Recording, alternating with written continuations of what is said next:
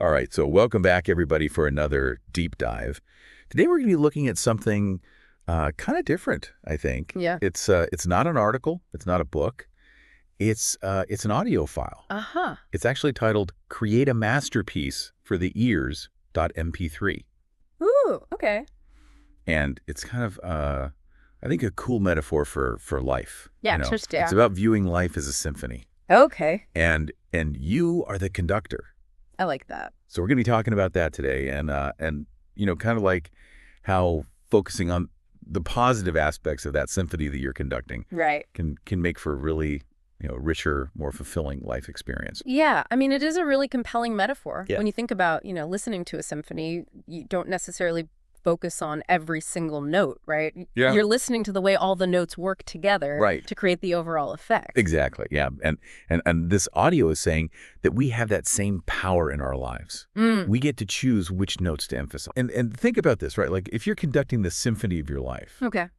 what would it sound like if you gave more emphasis to the quiet, joyful moments, the ones that we often overlook? Yeah, Would that change the overall composition, do you think? absolutely it would. Yeah. And just like a symphony has moments of both, harmony and dissonance. Yeah. Life has its highs and lows, right? And Yeah. and the audio points out that a single dissonant chord can disrupt an otherwise beautiful melody. Right. The same way that, one negative experience can sometimes overshadow an otherwise good day. Yeah. I know I've definitely had days like that where just one little thing just throws the whole song off key. Right.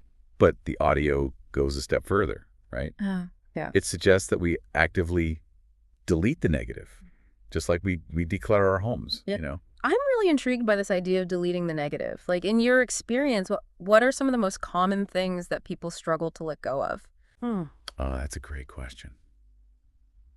I think it's so easy to get stuck in patterns of negative thinking. Yeah. Like, rehashing past mistakes or listening to that inner critic that we all have. Yeah. Or even staying in relationships that no longer serve us. Exactly. Those can be hard to let go of. Yeah, and deleting the negative could mean, like, setting boundaries with that friend Yeah. who always kind of drains your energy, Yeah. Or finally unsubscribing from those social media accounts that just make you feel inadequate. Oh, yeah, those are good ones. Yeah. I'm not sure I agree with the audio, about just deleting all negativity. Okay, why is that? Well, don't you think that sometimes difficult experiences Sure. shape our character and our resilience? That's a great point. Yeah. And the audio doesn't necessarily advocate for, erasing all negativity. Okay. It's more about recognizing that we have a choice in how much emphasis we give those negative experiences. Oh, that makes sense. Yeah. So it's not about ignoring the negative completely, Right. but consciously choosing to amplify the positive. Exactly. Okay. And that's where the audio's emphasis on turning up the volume on the positive comes in. I like that. This could mean like making time for things that bring you joy, or celebrating small wins, or practicing gratitude. Right. I know for me personally, I tend to get bogged down in, my to-do list and everything. Yeah. So today I'm going to try to turn up the volume on gratitude by taking a walk in nature. I love that. Yeah, and just really appreciate the beauty around me. That's great. What about you? What are you going to turn the volume on today?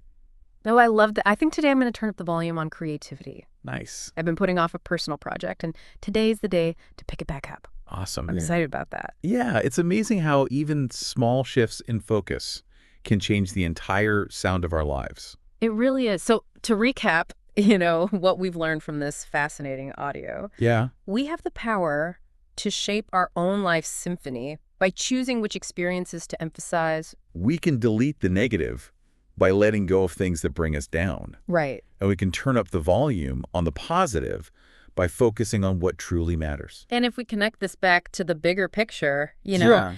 it's about realizing that we have more control over the composition of our lives than we might think. Yeah.